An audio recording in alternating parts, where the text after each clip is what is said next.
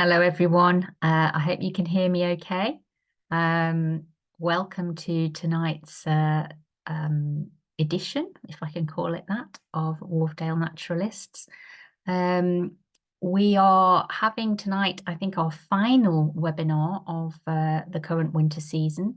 Not, of course, the final meeting. There are several of those still to come. But this is the last one that is going to take place in your living room, as it were. So I hope you're all sitting comfortably, and I think I can promise you that you're going to enjoy it tonight. Just a few of the usual reminders for those who haven't been present at one of these webinars before. What we usually do is in a moment we'll have the talk. If you wouldn't mind, as the talk proceeds, recording your questions as they occur to you in the Q&A. You'll see a Q&A button, hopefully, at the bottom of your screen. If you can put your questions in there, what we usually do is Jeff collates them so that they can be asked in a sensible order at the end of the talk. It just makes the Q&A a little bit more well-ordered than it would otherwise be. So if you wouldn't mind doing that, don't save up your questions till the end, pop them in the Q&A as you go. Okay, well, I am personally extremely excited about tonight's talk. My main naturalist interest is birds. And I think I can truly say, that the topic of tonight's talk, which is the BTO Garden BirdWatch, that survey, which has been going now for a long time, as I'm sure we're going to hear, is one of the things that really brought me into bird watching and made me become more and more interested in birds and in the ones I was seeing in my own garden. I've been doing that survey now since 2009. So I know a lot about what's been in my garden, and very exciting and interesting it is too. You may have noticed that tonight's talk is a change to the advertised programme, at least that's to say the programme that was advertised in the original programme. I think you'll have been aware probably for quite a while now through several reminders and newsletters and so on, that this talk had replaced it. But just in case anyone's confused, tonight's talk is entitled 29 Years of the BTO Garden BirdWatch, and it's going to be given by our speaker tonight, Robert Jaques. He is the Supported Development Officer at the BTO. He's been there since, well, he started on Garden BirdWatch, I think, in 2018. I'm not sure whether he started at BTO altogether in 2018. Better stick to my brief and try to be clear.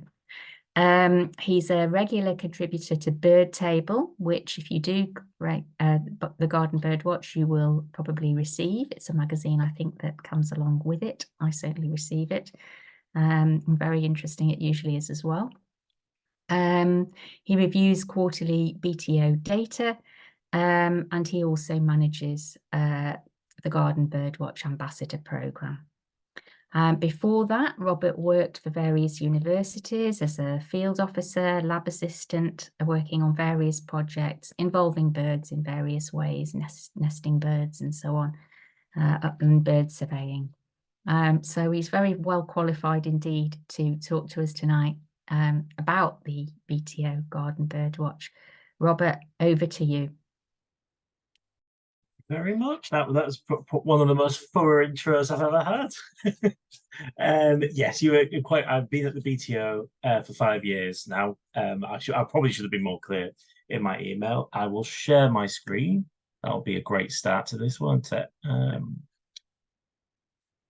think that's it. Hopefully everybody can see that okay, and I'm sure someone will tell me if they can't. Yes, as I said, I work for the BTO's Garden Birdwatch survey.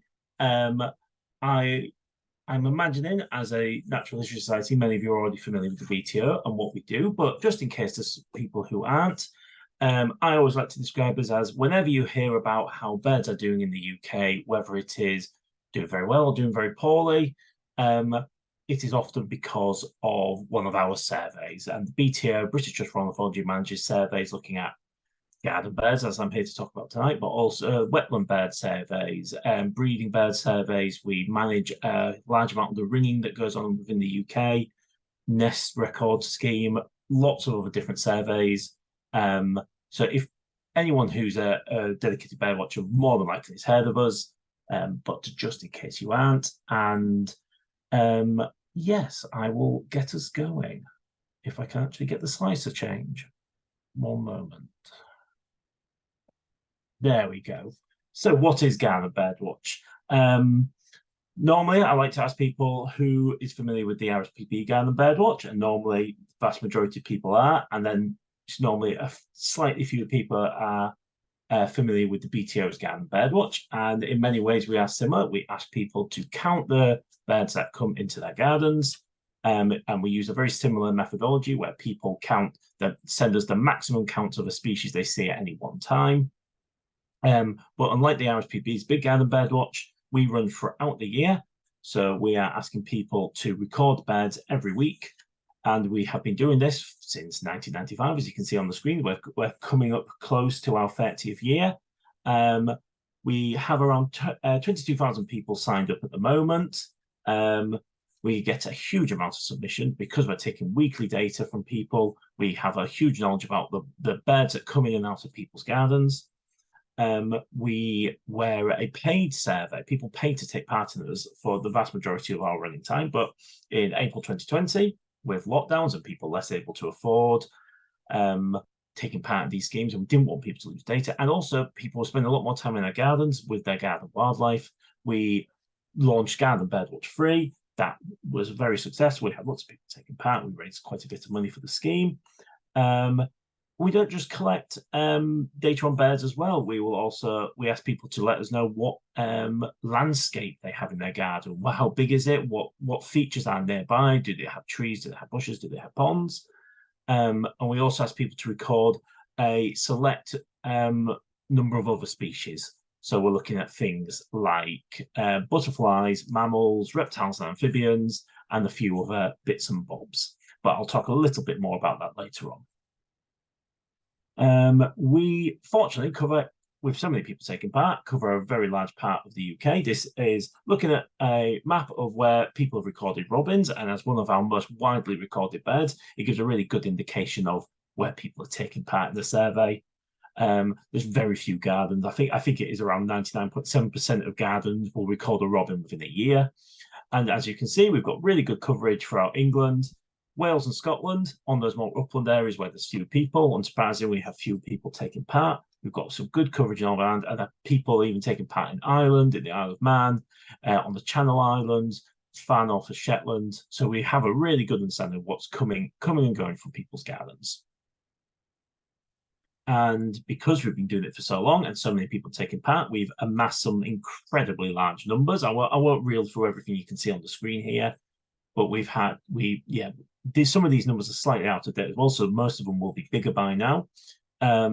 Yes, total number of gardens ever registered. So I imagine that number will be over 60,000 by now. We've had 250 gardens that have been recording since the very first year and are still continuing to submit records. We've had 1,300 submissions from a single garden. We've counted this will be easily over 200 million individual birds by now. Because of this wide coverage, we also have gardens very high up in more remote regions like Nethead in Cumbria. And we also ask people to record the food that they put in their gardens, so we know how many feeders have been filled as part of the scheme. And we also ask people to record sick and injured wildlife. I'll talk a little bit more about that later on. It's a very important part of our work. In 25, we did a big stock take as part of our magazines to show people how things have changed in garden birds, how the rankings have shifted in that time. So this is looking at our top 20 birds. Well, I guess technically top 21 birds, but showing what has come and gone. And as you can see, there is some birds that have gone up, some birds have gone down, and some have stayed pretty much in exactly the same place. And I imagine if many of you will be familiar with these birds. Most of you, even if you don't have a garden, don't have access to a local green space, these do represent common birds throughout the countryside. But by seeing how they use gardens, we get to see the impact that we have on them through feeding, through the habitats that we provide in our green spaces. Oh, I'll also mention people don't need to necessarily have a garden to take part. People also take part from allotments, parks, and shared community spaces. If there's a space that has garden-like features that people can record from, we're more than happy for people to do it from these places. So what I'm going to do now is I'm going to go run through some of the changes that we've seen in the last 30 years, some of the big stories, some that you'll probably be quite familiar with, some maybe less so, and explain why these have happened, or why we believe these have happened, and why it's important that people count their garden birds and what we can tell from those records. So I imagine this is everyone's favourite garden bird. It's certainly one of my favourites. It's the wood pigeon. It has risen incredibly high through the ranks in the past 25 years to becoming what was once an occasional garden visitor, not uncommon, but not an everyday bird necessarily for most gardens, to becoming one of our top 5 species, a species do incredibly well. I'll be showing a number of these graphs. The bright, thick red line is the most recent year, and then the diminishingly grey lines go back in time. And while a lot of the biggest changes in wood pigeon numbers took part quite a while ago, so we can't quite see the fine detail, hopefully you can understand that we've seen these increase in numbers, and what has now become quite a stable population in the last 5 to 7 years. Their numbers have still gone up in some areas and still having some fluctuations, but generally we're seeing quite a stable wood pigeon population these days without too many major changes. But one of the big reasons will be, why is this happening? One of the big questions will be, why is this happening? Here is distribution maps taken just shy of 20 years apart. The left one is from 2003. The one on the right is from 2022. Some of this may be affected by people taking part in the survey, but I think it does show how wood pigeons have started to colonize areas that they previously didn't do very well in. So places like Lincolnshire, East Yorkshire, big parts of Wales, big parts of Scotland, wood pigeons were relatively unlikely birds in gardens, and they've managed to colonize these spaces. One of the reasons why we think this might be happening is changes in agriculture. As fields and our countryside have become more intensified to make as much food as possible. As many of you will be aware, this has been quite disastrous for many species. Things like skylarks, corn buntings that have not done well in recent decades. It seems that wood pigeons really like what we've done to the countryside. This really intensive agriculture seems to have done them lots of favours. They're able to find food that suits them throughout the year. They don't breed in the fields, or they're more likely to be in hedgerows or nearby woods that are a bit more stable than maybe the fields and ground nesting birds, which are a bit more at risk from modern machinery. So they manage to do incredibly well. And it's a similar pattern we're also seeing with stock dove, which something people might have noticed in their own gardens, is we've seen stock dove kind of taking this same journey, although a bit later and not quite as common. Probably won't ever be quite as common due to their nesting requirements, but doing a similar thing, really making the most out of modern agriculture, being able to expand, and then also probably taking advantage of what we put out in our gardens. When it does get cold in the winter months, they know, well, they will quickly discover that they can find food in our gardens, even if the fields are covered in snow or frozen over. There is an alternative source of food in most areas which they can take advantage of. Again, just showing an increase. That blue line is from 2021. The dashed line is an average across all years. So really big increase. And we can also see how they're using our gardens. Pardon me. Where we're seeing the greatest number, the average count goes up during the winter months. It remains quite high during the spring, but tends to drop during July or September. This is a pattern we see with many garden birds. There's less demand on our gardens resources during summer, particularly, and early autumn. There's plenty of food in the wider countryside. There's inherent risk in our gardens where there's more people, there's more dogs, there's more cats. They're more likely to be disturbed. So if they can find food elsewhere, often birds will turn to other sources. And it's the time of year when breeding is often winding to a close, not so much with wood pigeon, but with many other birds. And we will see fewer of most birds in gardens at this time. They're also less visible because many of them, if they're finding food very easily, they're not going to come to our feeders, as I've already mentioned, but they don't need to work quite as hard. So the large parts of the day, they just don't need to, they can rest, they can relax of a sort and make the most of the time of year. Now we're in February, you can see this typically the time of year when you're going to see the most wood pigeons in your gardens, something some of you will likely have noticed. As they start to split more off into breeding territories, which is already happening now, those numbers will start to go down, but reporting rates, as in the percentage of gardens that notice wood pigeons, will remain roughly the same. A species that has not done very well in recent years is the song thrush. These are probably a familiar garden bird still to, or at least a familiar countryside bird to many people. They've got that very distinctive song of repeating notes. I've discovered that some people don't like it. I think it's quite a nice song, but because it tends to be one of the earliest singers in the morning, a bit repetitive, some people don't quite take to it quite so kindly. They are similar to other thrushes in that they like to nest in thick vegetation. Well, and that's very similar to blackbirds. They'll find thick vegetation, things like ivy and deep hedges. That's where they prefer to nest. And they will be looking to do so from about April onwards. And we would see something similar to that in their counts. But the most interesting thing that we're noticing in them is a real decline in garden numbers, something that's been ongoing for at least 2 decades now. We do see, as you can see on this, in years like 2010, 2011, 2018, these were years when we had deep snow cover and deep frosts, particularly 2018, the beast from the east. There were many. That's the most recent one. This not typically sees a spike in lots of birds coming into our gardens as they try to find easily access food, which is difficult in the countryside during those snowy conditions. But you can still see a general impression throughout most of the year of song thrush numbers in gardens declining. And we can also see this, year on year. We see a similar thing to the wood pigeon, where we typically see more birds during spring, winter and spring, and then very few birds during the late summer and autumn months. But with that red line being the most recent years, and those ones going grey going back in time, you can see this loss of song thrushes in gardens.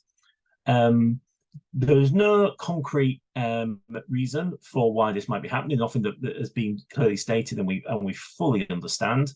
There is a few theories. One put forward, which I don't know how much legs it has, is that competition from blackbirds maybe pushing song thrushes out of gardens. However, in recent years, we've seen some blackbird numbers in particularly areas around London and southeast.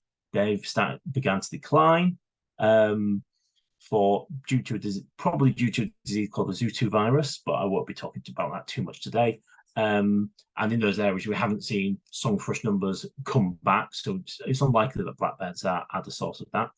Could be that maybe gardens are less favourable to song thrushes these days. We do see more gardens having fewer hedges, fewer trees, being a bit barer, and those are materials that song thrush needs, particularly during the breeding season. So if we're seeing fewer and fewer trees and bushes and gardens, this could well explain song thrush decline. Another reason may be climate change. You may be wondering why we're looking at a map of ant distribution. This map was taken due to a survey we did with Springwatch and the Open University called Garden Watch. And we asked people to let us know what kinds of different animals are in their gardens, along with many other questions about garden wildlife. And what we can see here is that ants typically have a high percentage in more southerly counties, whereas as you get further north into Scotland and northern England, you typically see fewer ants in gardens. What that tells us is that this is quite dry soil. Ants prefer drier, sandier soil. They tend to do better in that. And the invertebrates that song thrushes like to eat, which are worms, snails, slugs, are typically found in wetter soils. That's where they do better, or at least where they'll be more likely to be found near the surface, where song thrushes can get to them and eat them.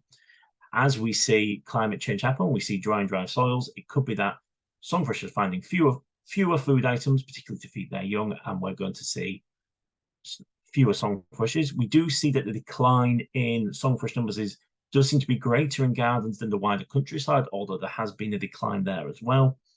So it does seem like maybe something we're doing in gardens is hampering their numbers, but it's very interesting to see what we're likely seeing with, as we do with many species, that there's a few different players in why these birds are seeing a change in numbers. Anyway, something a bit more positive now, goldfinches. If anyone has been watching garden birds for 20 years or so, they will have seen a dramatic rise in the number of goldfinches in gardens. These are a very colourful bird. They often are found in relatively big flocks, particularly this time of year, not before they start to split off into breeding territories in earnest. And they have done incredibly well in recent years. We have a similar survey to Garden BirdWatch called Garden Bird Feeding Survey, which has been running since the 1970s. During that 1970s and early 1980s, goldfinches were an incredibly rare garden bird. Of the 250 sealed gardens that took part in that, it would be unusual for more than 2 to record goldfinches any given year. But during the 1980s, what we saw was goldfinches starting to move more and more into gardens, starting to take advantage of what they were finding there. And what they were finding there was different foodstuffs. This graph shows the changes in food diversity over the years. And when I'm referring to food diversity, I mean the food that we put out for garden birds. And this is based on adverts in, I believe, the RSPB's member magazine. They looked through all the past issues, found out what foods were advertised, and we could see when certain food became available on the market and how popular it became. We saw goldfinches really start to take off in gardens during the early 1990s, and this is when things like black sunflower seeds and Niger seeds started to become very popular on the market.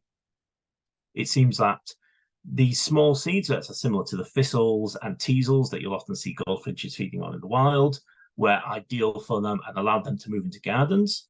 It also helps that gardens are somewhat similar to the habitats that they like to nest in the wider countryside, which is mixed areas of grassland and dense hedges. So they like to nest in the dense hedges, then forage for food in the grassland, and that basically is what our gardens do in many places. So we're seeing more and more goldfinches breeding in gardens. So they're not just coming in for food; they're also finding breeding opportunities here.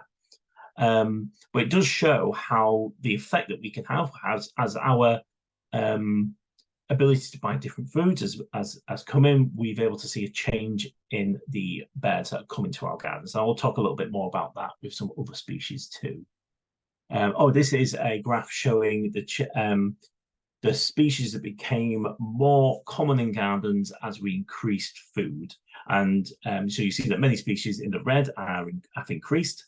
There is a bunch that are in blue that decreased, but we think that isn't because of the food that we've been putting in gardens, but rather widespread decline for other reasons which affected the numbers. But we can see lots of species really take advantage of the food we put into our gardens. It's having a big effect on bird communities. A less positive story, another finch, the green finch. Again, if people have been watching their garden birds for the last 20 years, they have probably noticed the decline in green finches in their gardens. I imagine some people already know why. This previously was a top 10 species in gardens. It was a very familiar bird to many, a very quick adopter to garden bird feeders, particularly seed feeding such as sunflower hearts. They're a big fan of those. But then around 2005, people started to notice fewer and fewer green finches appearing at their gardens, and it was very clear in the numbers that people were submitting to us that this certainly was the case. Again, the thick red line is the most recent year, and those darker grey lines going to the fader grey lines go back in time, and you can see this valleying effect as their numbers have gone down. They have stabilised in the last few years. We haven't seen any major declines, but we also haven't seen any major increases. The reason for this decline is likely a disease called trichomoniasis, which unfortunately is spread through our garden bird feeders. And when sick birds get the disease, they can no longer swallow the seeds properly and then cough them up because it affects their throats. Unfortunately, when they do this, the disease is then on the seed, and another bird comes along, picks that up, or this is the presumed way the disease is spread, and they can then catch the disease themselves. The disease seems to affect some species more than others, but greenfinches were the first one to be really heavily impacted by this. This is often how you'll find a sickly looking greenfinch. They're struggling to breathe because their throats have closed up. They can't swallow, so they often have a lot of messy food around their beaks.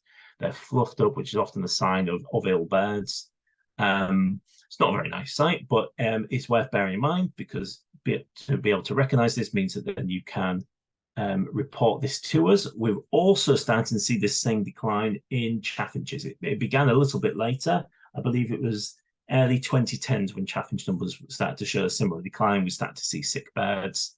It seems the disease has moved on to chaffinches now.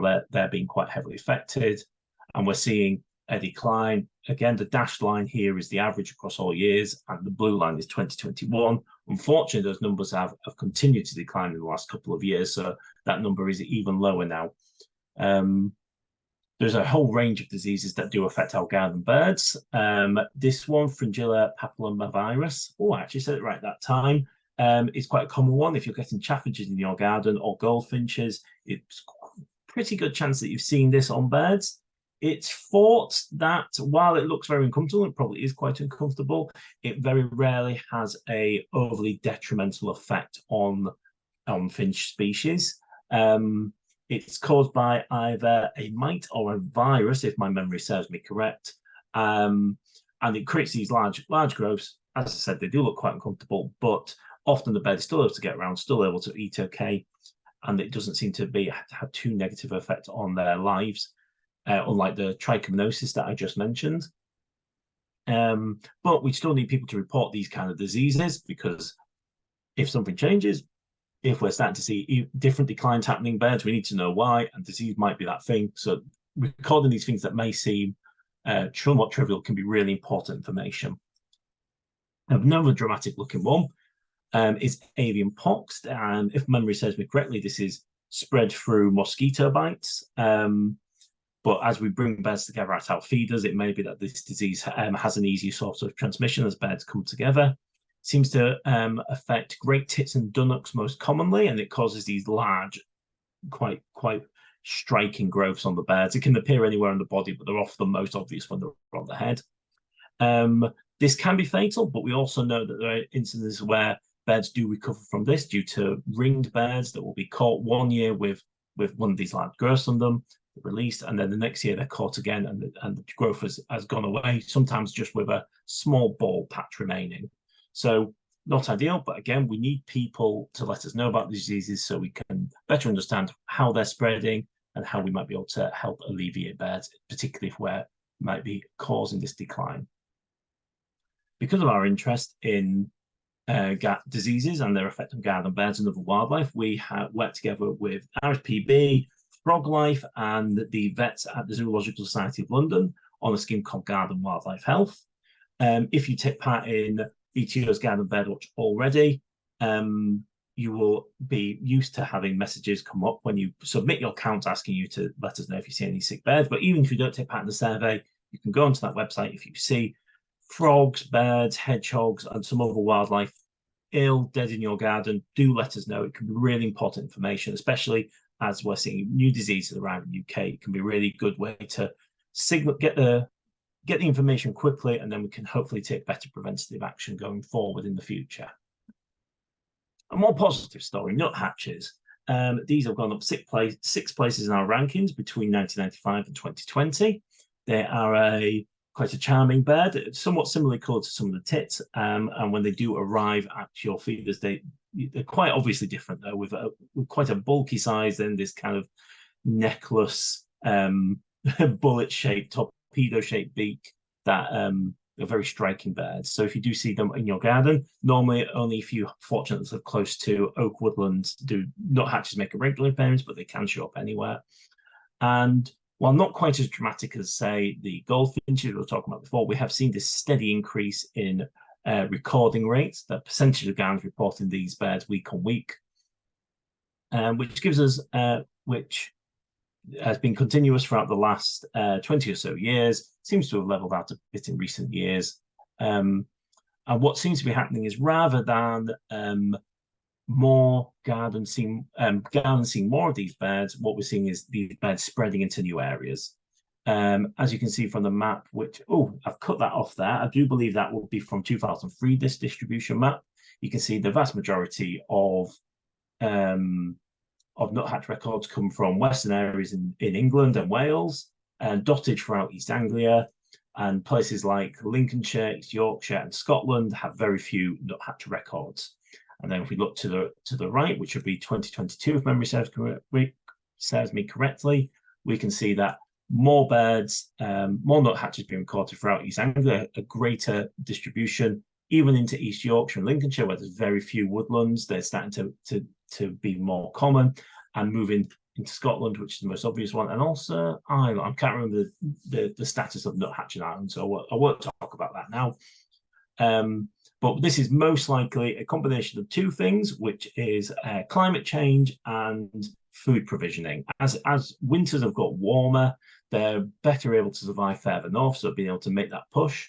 But it's also likely the case that because we put food into our gardens, that's more available for them.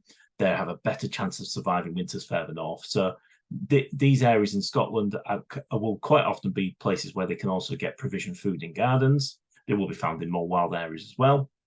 But it's giving these birds an advantage when moving further north, where maybe the winters are a little bit more unpredictable and actually starting to make a very solid claim up there. So we're seeing more nuthatches further north and moving into parts of the UK where we didn't previously see them. Collared dove is a very interesting species in our gardens.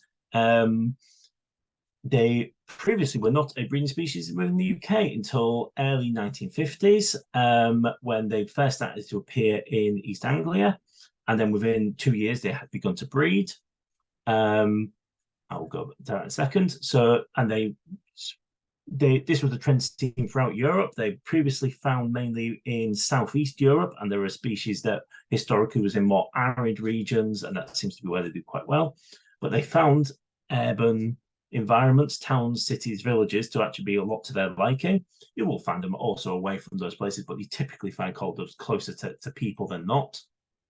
And they spread throughout Europe, came to the UK, and then quickly spread throughout the UK as well, and did very well. But unfortunately, similar to our greenfinch and chaffinch, their numbers have shown a steady decline over the last 15 years or so. I should have updated this graph. I could have had a more recent one, but it would show a very similar trend, which is these birds doing poorly. And unfortunately, this is again probably due to trichomoniasis, the disease that is spread at our garden bird feeders. It does affect a few pigeon species. It also affects some other birds as well, but much more rarely. So things like sparrowhawks can also pick it up from when they take infected birds, which are often quite vulnerable to predation. Sparrowhawks do also get this disease, and they've also shown a not as large, fortunately, but a decline in recent years since trichomoniasis has become more widespread. And I think it's a really interesting thing to show how within 100 years of incredibly small time for a species that they've colonized throughout Europe, colonized the UK, and then their numbers have started to disappear. It's very unlikely we'll lose them altogether, but it shows how ephemeral some of these things can be and how easily we can have this effect on different species. I don't know how many ringneck parakeets are shown up in Yorkshire. I know Hull has a few specimens. I can imagine some of the biggest cities do as well. But the ringneck parakeets, if you've ever visited London and are paying attention to the birds, you'll almost certainly notice the ringneck parakeets, even if you just hear them. We're often seeing them flying through their parks or just suburban streets.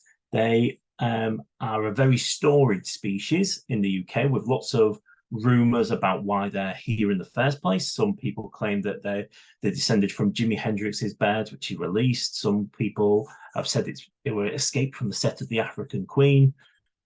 That may be true, and these may have contributed, but what is likely the case is that over many, many years, these very popular aviary birds, very popular pet birds, have escaped, and enough numbers have established that they do incredibly well in London and the surrounding areas increasingly. And what we're seeing is more and more cities in the UK starting to have ringneck parakeet populations. These are likely birds from the big hub in London that have moved out, but it could also be new escapes or releases that might be fueling new cities. They're not a popular bird with some people because they're a non-native species. However, the work done in the UK looking at these birds has shown them not to be having an effect on birds that they share similar nests with. There could be more work in the future that then shows that this is not the case, but for the time being, we don't know of any negative impact they're having on native bird species. The concern is that they're cavity nesters, similar to birds like starlings and nuthatches and woodpeckers, and they nest particularly early in the year, often around February or so, and they could be taking cavity nests from some of our native breeders. This seemed to be the case in, I believe, Belgium. It's not just the UK which has these birds, they're also very common throughout most European cities now. But we haven't found this to be the case in the UK. It could be that maybe we've got enough trees where there's actually enough nesting sites within this London and suburban areas, so we're not seeing this impact. However, as I say, that could change. And these are also a bird on the increase, unsurprisingly so. We only began recording these in 2003. Many species we did earlier than that. We probably had fewer people recording them in the early years, but what we're seeing is a clear increase in their distribution, a clear increase in the percentage of gardens that are reporting them. However, throughout the whole UK, this is still around 5% of gardens during a particularly good month that will report ringneck parakeets. So they're still relatively niche. This might change as the years go on, as they move more and more into gardens, and they do seem to like our garden feeders. So if they do continue to spread, they probably will become a common feature of many gardens. A slightly more unexpected garden visitor is the reed bunting. If you regularly go birding at wetlands or scrubby fields, you'll probably be familiar with reed buntings, particularly the males with their really distinctive black heads and white mustaches. But they're not species people necessarily expect to see in their gardens unless you happen to live near one of those habitats. But what we do see is that these birds do make an appearance during a good year, as many as 5% of gardens, but typically around 3 to 4% of gardens during the winter months, more typically rural gardens. Pardon me. And what this means, why this is the case is this is during a time of year that is called the hungry gap, which kind of runs between February and April. This is when we're coming to the end of winter with all the natural resources like fruits and seeds and insects. They've been expended over the colder months, but it's not quite warm enough yet for a large amount of those resources to come back. And this is when we're going to see the highest mortality of birds, particularly where the countryside, as they struggle to find enough food. This is when birds are particularly mobile, as they're looking for food to keep themselves warm during what can still be quite cold months. And what we do is we see a number of species really spike in their percentage of gardens that report them during these months, but also the number that come into gardens as well. So it's not only reed buntings, but also yellowhammers and other bunting species. And our next species, the black cap, all will take advantage of this hungry gap.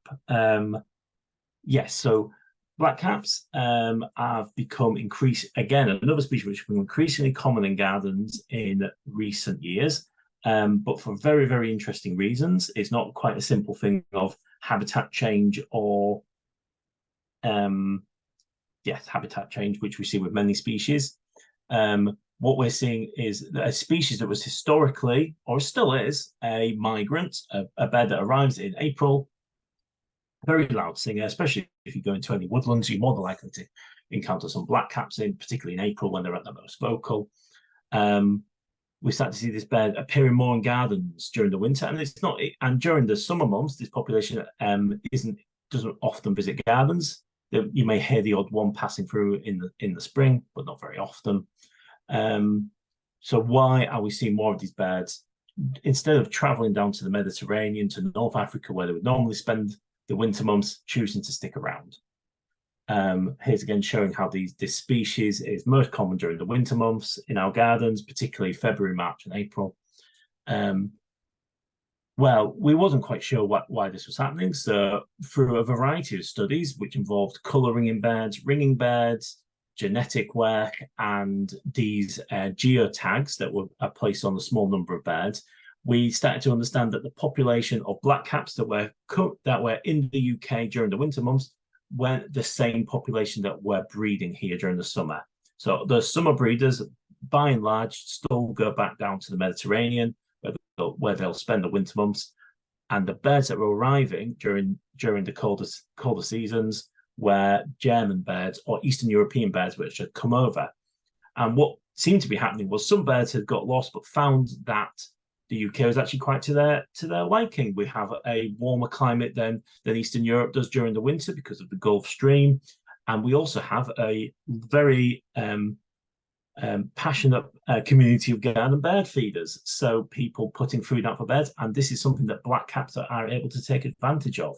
If you've had a blackcap in your garden, you'll probably seen how defensive it can be over garden food, particularly fat balls. They really like a fat ball, and they will often spend a lot of their time chasing other birds away. They're quite tenacious with it too.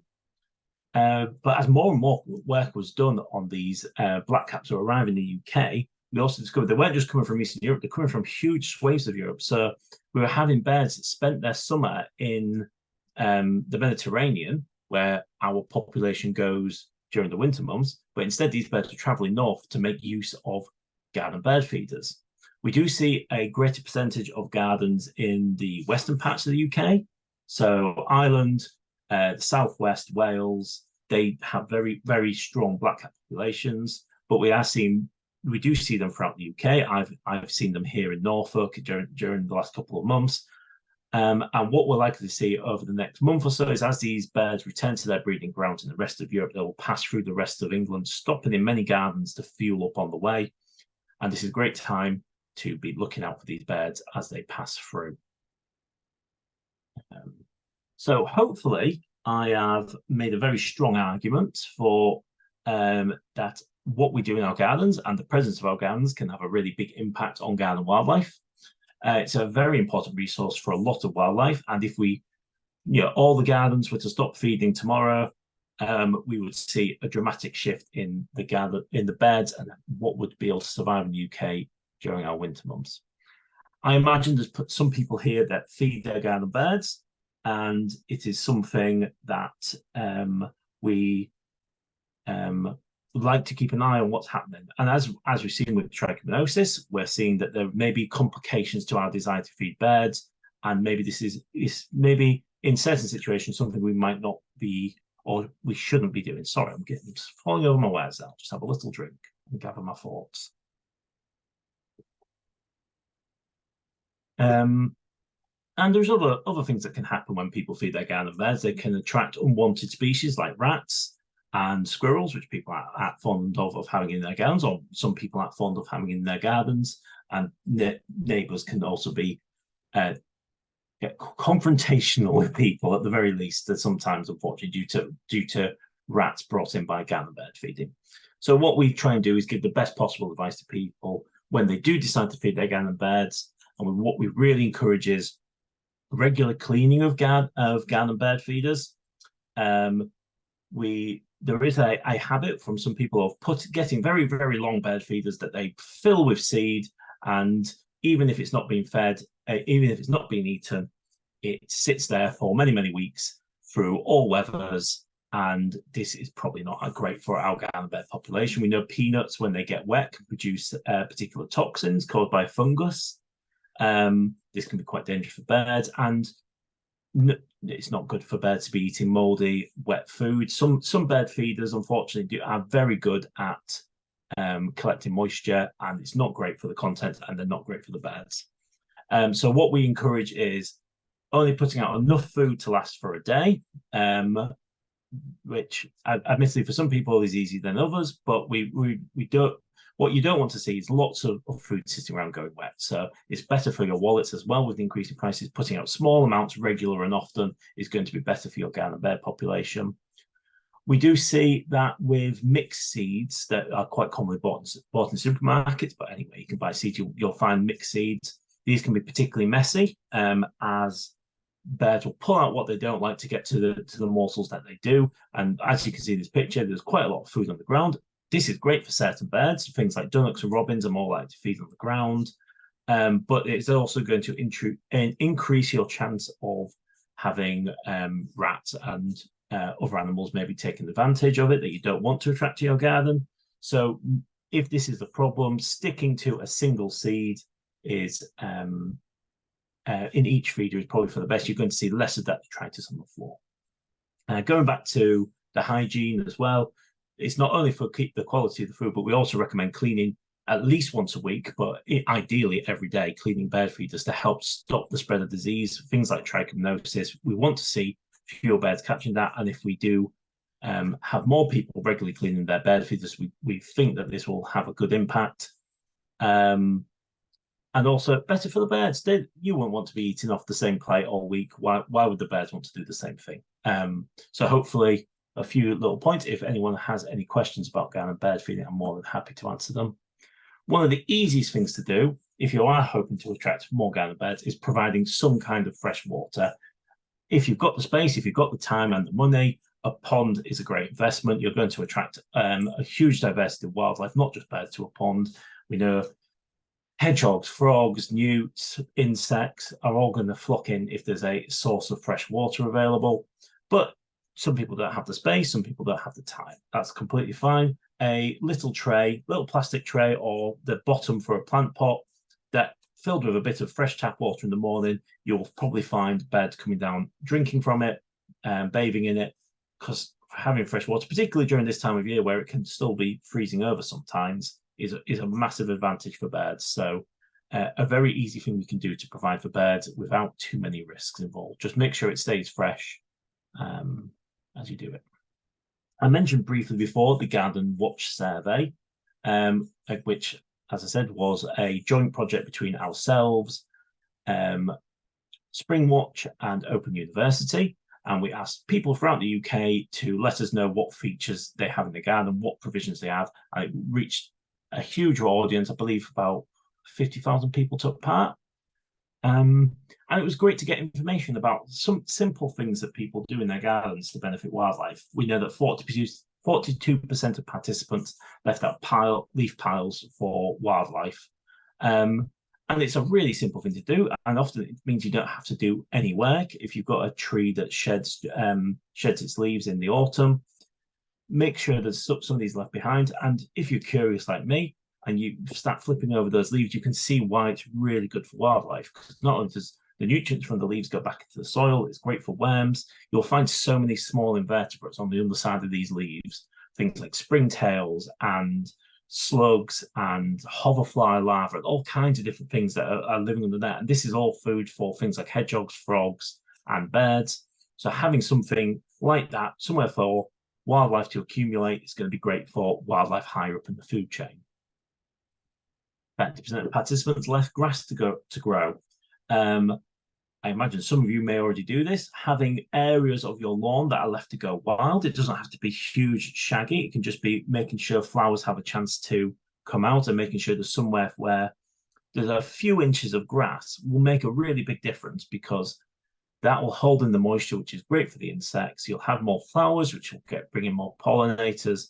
And again, it's going to be great for lots of the garden birds coming to visit. If you want to have birds nesting in your garden, particularly things like blackbirds and song thrushes, having some areas of slightly longer grass is going to be a fantastic resource for them to find more food.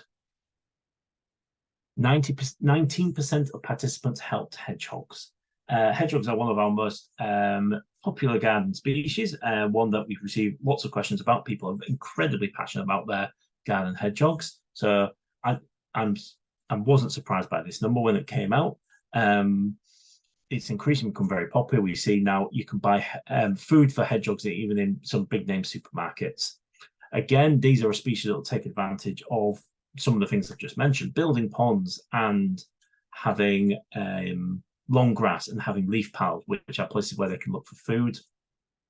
But we can also do other things for them, leaving piles of branches and leaves will give them somewhere to hibernate, making sure that there's somewhere for the food that they really like to eat. They're a really big fan of beetles.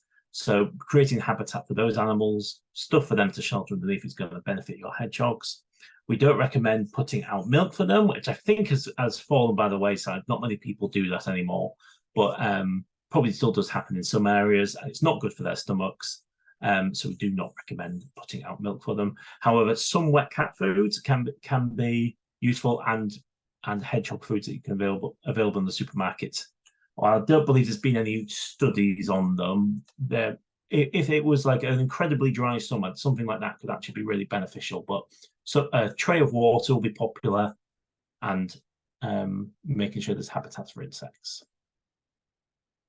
House sparrows are a very interesting garden bird, or at least I believe so. They are a species that, as synonymous with our gardens in their names, they're a species we expect to find near our homes. But we also know their population has declined, I believe, by 40%. I could be wrong on that number. What this graph shows us is sort of the areas which we've seen the greatest loss, and it does particularly seem to be central England, East Anglia. I've seen the greatest loss of house sparrows, particularly in London. Central London, house sparrows are nearly extinct, and they're not doing particularly well in their suburbs. We think part of this is modernisation of houses. There are fewer gaps in roofs. This is a good thing for keeping them warm, for making our houses more energy efficient, but it does exclude birds like house sparrows, starlings, and swift, all of which have declined in recent years. So putting up nest boxes for these birds could be a really easy way to help them out. Fortunately, house sparrows, unlike a lot of the nest boxes we put out in our gardens, they're not particularly territorial with each other. They will nest in close succession. You can get these nice terrace nest boxes. For one nest box, you can have potentially 3 nests in a go. So if you're considering getting some nest boxes, there's some house sparrows nearby, this could be a really good investment. We also think that the decline might be caused by fewer insects, which they need to feed their young, and does seem that London populations also had cases of avian malaria, which may also have affected their population. So while we can't do much about the avian malaria in our own gardens, what we can do is maybe make sure the spaces again for insects. Those leaf piles, some longer grass, that's probably going to give our house sparrows a bit of an advantage. Robins are, as I said before, an incredibly widespread bird. I think more gardens have nesting robins than people are aware of. They're very good at hiding. Sometimes they're not very good at hiding. We'll just nest right out in the open in a shed or greenhouse. But a lot of the time they can often find a space.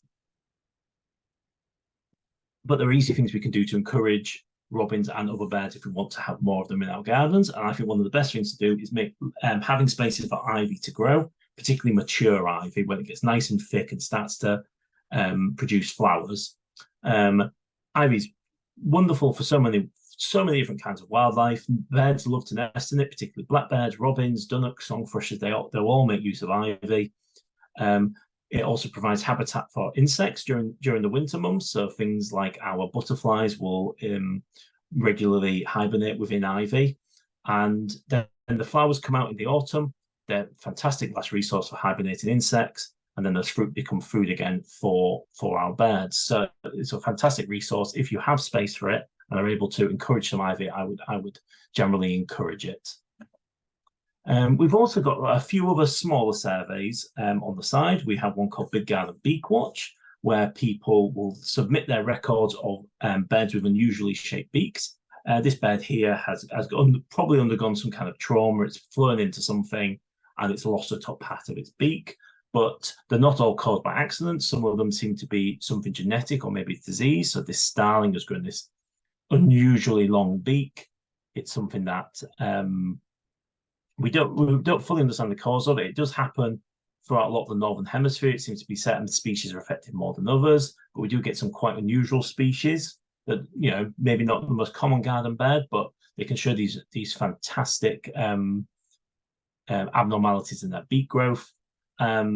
We again want people to record these. If you search for BTO Garden BirdWatch online, you can submit any records you've seen of these birds. You don't even need to have a picture of it. Just let us know that you've seen one of these birds, and it can maybe indicate if this is being caused by something, some disease or something. If it's appearing in certain areas, we can maybe start to understand why. Sometimes it's just going to be genetic abnormalities. It's quite often that these birds do need our gardens because they struggle to find wild food because their beaks are incredibly important tools. If they're an unusual shape, they won't be able to as easily gather food, so they quite often turn to gardens as an alternative source. We also have the abnormal plumage survey. This is our most common submission to the abnormal plumage survey, which is a black bird with some usual white feathers. This is known as progressive greying quite often in blackbirds, where they will, like us, get a few white feathers as they get older, and sometimes they become quite dramatically white, with most of the bird becoming white with age.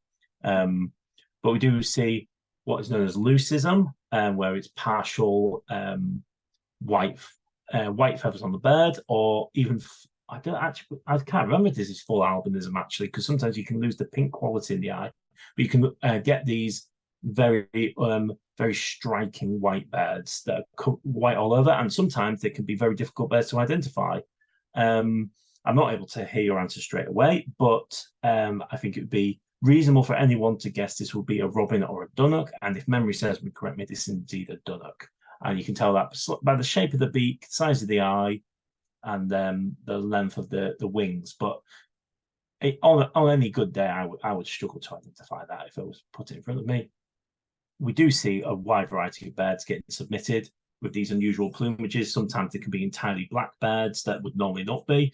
What we do tend to see is that a lot of the darker coloured birds are reported most often. So jackdaws, rooks, carrion crows, blackbirds, I think and starlings as well, because if there is a white feather on one of those birds, it's a lot more obvious than it is on something like a chaffinch or a house sparrow. So I think they tend to get spotted more often.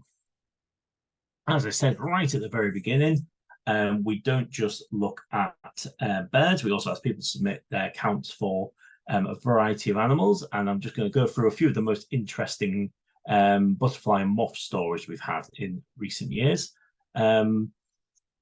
Because people record weekly, we're able to really quickly see how different species respond to gardens, and I think this was really evident in 2019, which is where this solid blue line was from.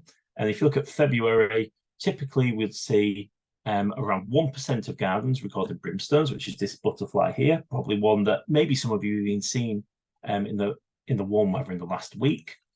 But during February 2019, we had an incredibly unusual heat wave where temperatures, at least down here, got to around 18, 19 degrees, and it was warm throughout the entire UK. And we saw this mass emergence of brimstones. They are a species which hibernate, so it doesn't take much warm weather for them to come out, but we've previously not seen any numbers quite like that during that time of year. And because people record weekly, as I say, we're able to actually catch these things happening in real time, or as close to real time as possible, and put out the news about this and hopefully get people explanations about why they're seeing these changes. The species has become increasingly common in recent years in gardens is the holly blue. If you ever see a blue butterfly in your garden whizzing by at head height or higher, it's more than likely going to be the holly blue. Sorry about that. Yes, and these are species that have been moving north. They seem to be doing well with our warmer climate. Sorry, skipped ahead there. But they react to certain weather events very strangely. So the red line is 2022, and I'm struggling to remember now. 2021, and the blue line is 2020. I do apologize. I just say so at the top as well. That would be handy. And what you can see here is in the blue line, 2020, we had an incredibly early start for them. We had a bit of a heat wave over the Easter weekend, and a huge amount of gardens were reporting holly blues, particularly early. And then the next year, we had an incredible deluge of rain during this time of year, which affected many species, but we had practically no holly blue records running between April and May, which is when we typically see them at their most. This was followed by a bit more activity in June than we normally expect for them, and a slow start, but then numbers did quickly recover by the end of the year, and then by 2023, 2022, their numbers were pretty much back to how they were before. But But again, shows this really dramatic changes due to the weather and how our weekly recording can catch these kind of events where, you know, if you're recording this only once a year, you may miss some of these really interesting stories. Who had a lot of hummingbird hawk moths in their gardens a couple of years ago? I know you can't answer very easily, but a lot of places did. This was the recording rate for 2022 in the bright red line. And we had, I believe the numbers were 4 times higher than the next best recording week for that species during August, September. This was following quite a heavy heat wave, which pushed a lot of migrant moths and butterflies further north. And we just saw unprecedented numbers of these showing up in people's gardens. People were quite excited about it. It was great to be able to see so many of them on plants like buddleia and red valerian, which they're particularly fond of. And again, because we record weekly, we're able to capture these incredibly timely events. And this seems to have carried on into the following year. 2023 also showed these really striking, not quite as high, but still very high, and particularly in the spring, which seemed to indicate that they are now successfully breeding in the UK and maybe overwintering as well, because there are a species in mainland Europe, they do overwinter as adults, and that seems to be now happening, certainly in southern UK. Anyway, I have talked for a very long time now, and thank you very much for everyone that has stuck around and listened to me. If you do regularly watch your garden birds, please do consider taking part in our survey. As I said at the beginning, it's now free. The more people taking part, but even if your garden doesn't seem like it's got a lot of wildlife in it, that's great. We need to have less wildlife-rich gardens taking part as well as the very wildlife-rich gardens. And you may also find, as you spend more time watching your garden does host more than you originally realised. So please do take part in the survey, no matter what garden you have. And there's loads of, and even if you can't take part, you know, you may know some people who'd be interested in it. If you enjoyed this talk and just want to contribute to our work, we have a donation page. You can join as a member, or you can just read about the work we're doing on our website. I will send on these links in an email so they can be distributed to the rest of you if someone would be kind enough to do so. And yes, I'm happy to answer any questions we have. Robert, thank you. That's a lovely, effective, wide-ranging illustration of what you can do with big data to spot trends and help to understand change. Thank you. I confess I am slightly dumbfounded still by the report that some people don't like song thrush song. Yeah, I've had people, each to their own. And every bird imaginable, there's someone that loves it and there's someone that doesn't like it. We'll zip through just a few questions. There's one was about what causes the white feathers in blackbirds, which you answered almost immediately. The question was posed a few minutes ago, so thanks for that. One about the exceptionally wet, cold and windy weather we've had this year. It's gone on forever in these parts.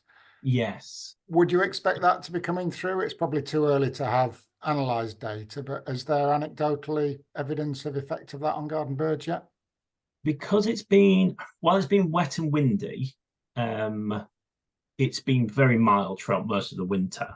So what we've been seeing this winter is quite low count for lots of birds, which, as I said before, if they can avoid our gardens, they often will, because they contain more risks than the wild countryside does. So what we've seen that generally it's been quite low counts, particularly in late autumn, early winter when it was very mild still. We saw very few things like blackbirds in gardens, and a range of other species do seem to be low. The one species that seems to be doing quite well, or a few species actually, are blue tit and great tit have had a very good year after 2021 and 22 were really rough years for them for different reasons. 2021, as I mentioned, with the holly blues, that heavy deluge of rain we had throughout the spring in 2021 really hammered blue tit numbers. They need lots of caterpillars at the right time of year to be able to feed their large broods. And if that is affected by anything, it typically has an effect on blue tit numbers. And it's often really quickly apparent. But even by like the end of June, July, you can start to see maybe what's happening with the count that we receive from people for blue tits. And then in the next year, 2022, it was a very warm start to the year. That meant all the caterpillars got a really good head start before the blue tits were able to get their chicks out. So there was just this mismatch in time, which is a thing that gets talked about quite a bit. But the blue tits were able to respond quickly enough, so they had quite a poor year that year. But it seems like 2023, they did very well. It just seemed to hit the right spot for most of the year. Their numbers have bounced back quite quickly. Same with great tits. For the wet weather, we normally see some birds start to move into gardens in larger numbers during the wet weather, particularly siskins, the tiny seeds they like to feed on the tops of trees, particularly birch and alder. They get knocked down during the wet weather. I believe pine cones often close up, and pine cones are quite important for siskins. So when we get wet weather, those food sources aren't as available, so siskins and redpolls and goldfinches move into gardens. And we haven't really seen that this year. So it could be that siskin number, maybe they had a rough breeding season. If there's a poor pine crop, that typically affects siskins. And we haven't seen this big influx of siskins into gardens that we'd normally expect with this wet weather. But I'm not entirely sure on what might be all of the factors that might be affecting that this year. But generally, the temperatures had a bigger impact than the wet weather. Thank you. Thank you. Nice, interesting one from Heather. I like this one about helping to prevent the spread of diseases. Would it help instead of putting out feeders to grow plants that bear seeds and leave the seed heads for the birds? I think it's a great idea. Generally, you're less likely to have that cause disease. There's still a lot we need to know about how diseases spread. A lot of it is working theories about what is happening. It seems to be with the greenfinches and the chaffinches, trichomoniasis we know is the thing that's affecting them, but how it's actually spread, there may be some questions around that still, but it seems that garden feeders play a big part in it. And when people do see sick birds, what we recommend is people stop feeding for about 2 to 3 weeks, take down all the feeders, make sure everyone gets a really good clean with a mild disinfectant, and kind of let birds change their patterns. It really seems to help stopping the spread of disease, as bird feeders do attract a range of birds into a small area that isn't particularly natural.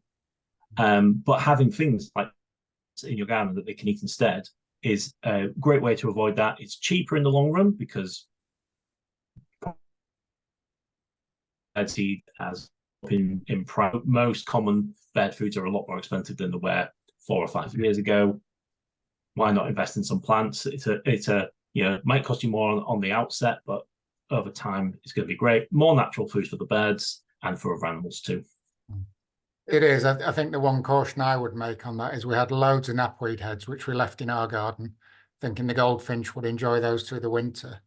They'd finished the lot by about end of September. So they would still have the hunger gap without artificial feeding. Robert, that's been wonderful. So we've run over a bit. Thank you. I'll say thanks and pass back to Helen to sum up. Thank you. Well, thank you so much, Robert. Absolutely full of information and explanation. Some of us have no doubt know what's happening, why there's so many wood pigeons, why are there so many more goldfinch than there used to be. Really nice to hear what the current thinking is about all those trends. And some amazing facts as well, that I would just never have anticipated, like the fact that blackcaps apparently come all the way from Spain, some of them, from Spain to Britain, because we are such avid bird feeders. Absolutely amazing example of the sort of effect that we have. Well, thank you very much for having me and letting me ramble on for over an hour about well, it has been a wonderful rambling on. So thank you very much indeed, Robert. We really, really have enjoyed it. And just a point of information, we do have ringneck parakeets in Yorkshire. In fact, there were I thought so, yes. I know that the ones in Hull don't seem to be growing very much where I'm originally from, but I figured Leeds and Sheffield probably have a population. Yeah, there were 2 at Esholt sewage works at the weekend. I happen to know. I didn't see them, but I know that they were there. Yeah. So thank you very much, Robert. Thank you everyone for coming tonight. A few quick reminders about what we've got coming up. February the 27th, we've got the Recorders Evening, which will of course include bird recorders. So you'll be able to see what sorts of trends have been exemplified in our local area, perhaps some of the ones that Robert has been talking about tonight. March the 12th, we've got what I imagine will be a very popular talk from Nick Bailey, who's going to be talking about the Denton Estate and rewilding the Wharfe Valley more generally. And then March the 26th, we've got the AGM, and that's going to be followed by a wonderfully titled talk by Aidan Smith, Shining a Light on the Neighbours. And it's going to be about Wharfedale's moths. So do try to come along to some or all of those if you're able to. And yeah, hope to see you at one or other or all of those events. Thanks very much for coming. Good night.